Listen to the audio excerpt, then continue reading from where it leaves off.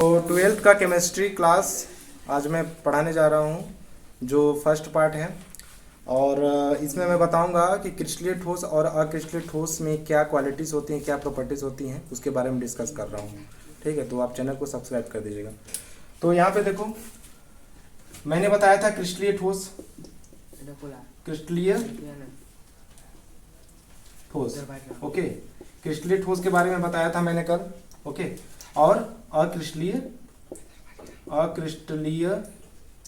ठोस के बारे में, ठोस। यहाँ पे कोई प्रॉब्लम, यहाँ पे प्रॉब्लम तुम लोग को यह आया होगा कि हो सकता है समझ नहीं आया होगा। अच्छा, एग्जांपल लेता हूँ कि क्रिस्टलीय ठोस होते क्या है। जैसे आप पत्थर ले लो, पत्थर में बताया जैसे कि उसका जो एक आकार होता है वो निश्चित होता है। क्या होता है? आकार होता है जो निश्चित होता है, मतलब उनकी ज्यामिति जो आकृति होती है, ज्यामिति आकृति जो होती है वो क्या होता है? निश्चित होता है, निश्चित। ठीक है। और इसमें क्या होता है? ज्यामिति आकृति, ज्यामिति आकृति निश्चित नहीं होती है, अनिश्चित। ओके, शॉर्ट फॉर्म में इसमें समझ आ जाएगा कि जिसकी आकृति कुछ निश्चित ना हो वो क्या होते हैं? अक्रिस्टलीय ठोस होते हैं। उदाहरण के लिए इसमें आ जाएगा, उदाहरण के लिए इसमें आ जाएगा क्या? रबड़, रबड़ आ जाएगा। दूसरा क्या आ जाएगा? प्लास्टिक आ जाएगा, प्लास्टिक। हम उसको इजी तरीके से मोड़ सकते हैं, ठीक है। वो सभी अक्रिस्टलीय ठोस होंगे।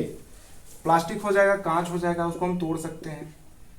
पत्थर, इसमें क्या आ जाएगा? लोहे, लोहे धातुएं, उदाहरण के लिए लोह धातुएं, ओके। और क्या आ जाएगा इसमें? पत्थर, पत्थर। ठीक है। इस तरीके से क्रिस्टलीय ठोस का मतलब ये होता है जिस पदार्थ या जिस वस्तु की जो आकृति एक निश्चित ज्यामितीय आकृति में होती है, जिसका दीर्घ परास होता है, ठीक है, जिसमें जो ज्यामितीय आकृति होती है, ऐसे आकृति वाले ठोस को क्या बोलते हैं? क्रिस्टलीय ठोस कहते हैं। किंतु अक्रिस्टलीय ठोस उस पदार्थ या वस्तु कहते हैं जिसमें जो होता है अनिश्चित ज्यामितीय आकृति होती है और लघु परास क्रम होता है, ठीक है, तथा इसकी क्या होती है? संरचना एक निश्चित नहीं होती है। उदाहरण के लिए रबर, प्लास्टिक और कांच, इसको हम आसानी से उसको तोड़ भी सकते हैं और उसका जो होता है एक संरचना निश्चित नहीं होता है, ठीक है। तो इस तरीके से ये क्या हो जाएगा? अक्रिस्टलीय ठोस हो जाएगा, ठीक है। इसमें क्या होता है? इसमें क्या होता है? लघु परास होता है, लघु परास क्रम होता है। क्या होता है? लघु परास क्रम होता है। क्या? ज्यामितीय आकृति का, ज्यामितीय आकृति का ज्यामिति होता है, अभी आगे बताने वाला हूं। वैसे क्रिस्टलीय ठोस में क्या होता है? दीर्घ परास क्रम होता है, मतलब उनके कणों के बीच में जो ज्यामितीय आकृति बनता है वो क्या होता है? दीर्घ बनता है। क्या बनता है? दीर्घ बनता है। इसलिए क्रिस्टलीय ठोस में कहते हैं कि वो दीर्घ परास क्रम होता है ज्यामितीय आकृति का। किंतु अक्रिस्टलीय ठोस में क्या होता है? जो कणों के बीच में जो ज्यामितीय आकृति बनता है वो कुछ निश्चित बनती नहीं है, ठीक है। यहाँ पे कण मौजूद है, इनके बीच में ज्यामितीय आकृति बन गया तो कहीं और कण मौजूद है ना, उनकी आकृति बनता नहीं है। इस वजह से क्या होता है? अक्रिस्टलीय ठोस होता है, ओके। सो ये लघु परास क्रम होता है ज्यामितीय आकृति का। तो इसके प्रॉपर्टीज के बारे में बता देते हैं कि क्या होता है, तो हम पहचानेंगे कि क्रिस्टलीय ठोस है कि अक्रिस्टलीय ठोस है। उसमें 4 प्रॉपर्टीज होंगे। पहला प्रॉपर्टी आपका क्या होगा? ज्यामिति। क्या होगा? ज्यामिति होगा। दूसरा क्या होगा? गलनांक होगा। तीसरा क्या होगा? समदैशिक, समदैशिक, समदैशिक तथा विषमदैशिक, विषमदैशिक, समदैशिक और विषमदैशिक। और जो लास्ट वाला होगा वो समदैशिकता तथा विषमदैशिकता, और चाकू से काटने पर। सो इन प्रॉपर्टीज को हम अंतर करके, डिफरेंट करके देख सकते हैं कि वो हमारा क्रिस्टलीय ठोस है या अक्रिस्टलीय ठोस होता है, ठीक है। तो इन प्रॉपर्टीज के बारे में बता देता हूं कि ये क्या क्या होता है, ठीक है। तो पहला आप लोग लिखोगे ज्यामिति के बारे में, कि ज्यामिति के बारे में क्या है उसके बारे में बता देता हूं, फिर गलनांक के बारे में बताता हूं।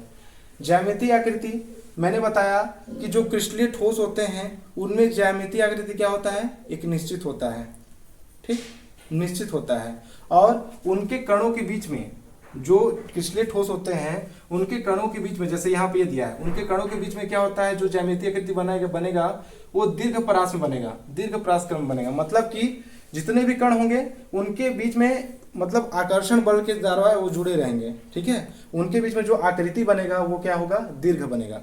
लेकिन यहाँ पे अक्रिस्टलीय ठोस में जो होगा, अक्रिस्टलीय ठोस में जो होगा ये अक्रिस्टलीय ठोस है, अक्रिस्टलीय, तो इनके बीच में उनके कण, ये सारे क्या है, कण हैं।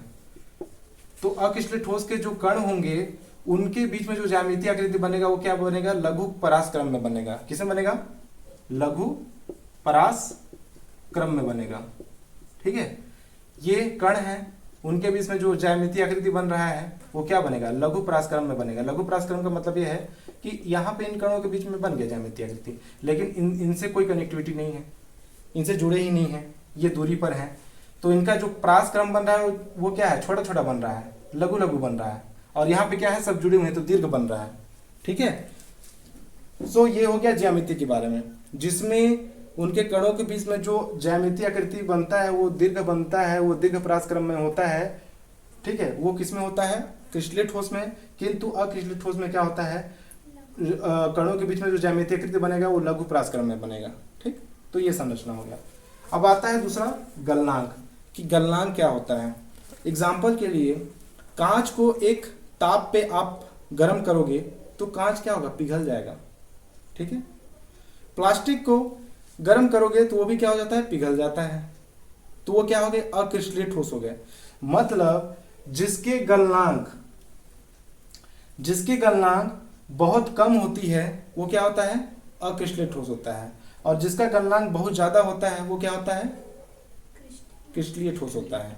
तो गलनांक मतलब समझ गए ना, कि जिसको ज्यादा ताप की जरूरत होती है उसका मतलब गलनांक का जो क्षमता है या गलनांक जो होता है उच्च होता है। किसका, क्रिस्टलीय ठोस का। क्रिस्टलीय ठोस का जो गलनांक होता है वो उच्च होता है और अक्रिस्टलीय ठोस का जो गलनांक होता है वो निम्न होता है, ठीक है। सो ये हो गया। गलनांक का मतलब ये हो गया कि हो सकता है जो प्लास्टिक है, जो अक्रिस्टलीय ठोस है, उनके गलनांक क्या होते हैं, कोई निश्चित नहीं होता है। प्लास्टिक है, प्लास्टिक को थोड़ा सा गर्म कर दिया वो पिघल गया, कोई निश्चित थोड़ी है। प्लास्टिक तो प्लास्टिक, कई तरह के प्लास्टिक होते हैं, तो उसको थोड़ा सा गर्म किए वो क्या होगा, पिघल गया, अपनी आकृति को चेंज कर दिया। लेकिन जो क्रिस्टलीय ठोस होते हैं उनका गलनांक जो होता है वो क्या होता है, अनिश्चित नहीं होता, निश्चित होता है। एक ताप पे ही वो अपना चेंजेस करता है आकृति को, ठीक है। सो ये हो गया गलनांक के बारे में। समदैशिकता तथा विषमदैशिकता के बारे में मैं बता देता हूँ कि ये क्या होता है, ठीक है। मतलब इन दोनों प्रॉपर्टीज को आप चेक करके आप बता सकते हैं कि कौन क्रिस्टलीय ठोस है और कौन अक्रिस्टलीय ठोस है, ठीक है। तीसरा पॉइंट बताने वाला था, मतलब कि ज्यामिति, गलनांक, और उसका जो तीसरा पॉइंट है समदैशिकता विषमदैशिकता। तो समदैशिकता में क्या होता है कि जो क्रिस्टलीय ठोस होते हैं वो क्या हो, उसमें जो होता है विषमदैशिकता होता है। दैशिकता मतलब पता है, दिशा, दिशा, ठीक है। मतलब कि विषमदैशिकता मतलब उनकी जो दिशाएं होंगी, जो कणों की व्यवस्था होगी, उनकी दिशा जो होगी, मतलब कि क्या होगा, एक नियमित रूप से वो रहेगा, ठीक है। जैसे पत्थर का जो आकार रहता है, ठीक है, उसमें जो कण है ना, इधर से अगर स्टार्ट करें, इधर भी हैं और उधर भी हैं, है कि नहीं है। मतलब अपने जो उनका जो कणों का जो व्यवस्था है एक नियमित दिशा में है, क्या है, एक नियमित दिशा में है। तो ये क्रिस्टलीय ठोस क्या होंगे, विषमदैशिकता होंगे। और अक्रिस्टलीय ठोस जो होता है उनका दिशा जो होता है, कणों की व्यवस्था का जो दिशा होता है वो नियमित न अनियमित होने के कारण से उसको क्या बोलेंगे, समदैशिकता बोलेंगे। फिर से मैं रिपीट करूंगा कि अक्रिस्टलीय ठोस क्या होते हैं, अक्रिस्टलीय ठोस क्या होते हैं, समदैशिकता होते हैं, ठीक है। और जो क्रिस्टलीय ठोस होते हैं, क्रिस्टलीय ठोस जो होते हैं वो क्या होते हैं, विषमदैशिकता होते हैं। क्रिस्टलीय ठोस में जो कणों की व्यवस्था होती है वो क्या होता है, सभी दिशाओं में भिन्न भिन्न होती है। सभी दिशाओं में क्या होता है, भिन्न भिन्न होती है। मतलब कि यहाँ पे देखो, अगर इधर से स्टार्ट करते हैं तो इस दिशा में लगातार ऐसे होगा, ठीक है। इस दिशा में अगर स्टार्ट करते हैं, व्यवस्था देखते हैं तो इस दिशा में, है ना, इसका नियमित होगा इस दिशा में कण, ठीक है। अगर इस पे भौतिक राशि का मान देखें, किसमें भौतिक राशि का मान देखें, किसमें क्रिस्टलीय ठोस में, तो क्या होता है सभी के लिए क्या होगा, समान होगा।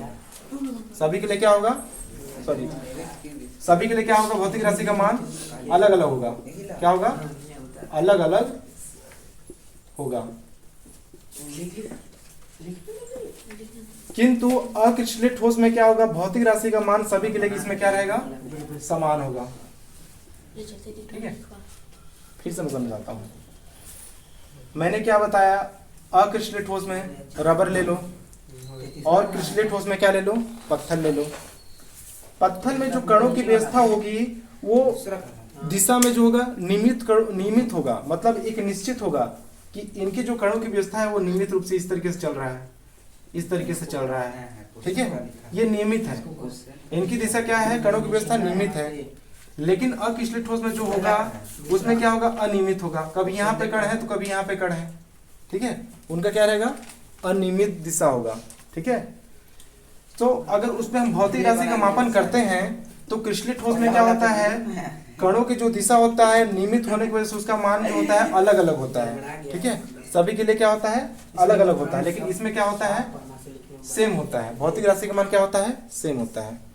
भौतिक राशि मतलब समझते हो, वजन, ये सब क्या है, द्रव्यमान, ये सब क्या है उसके भौतिक राशि।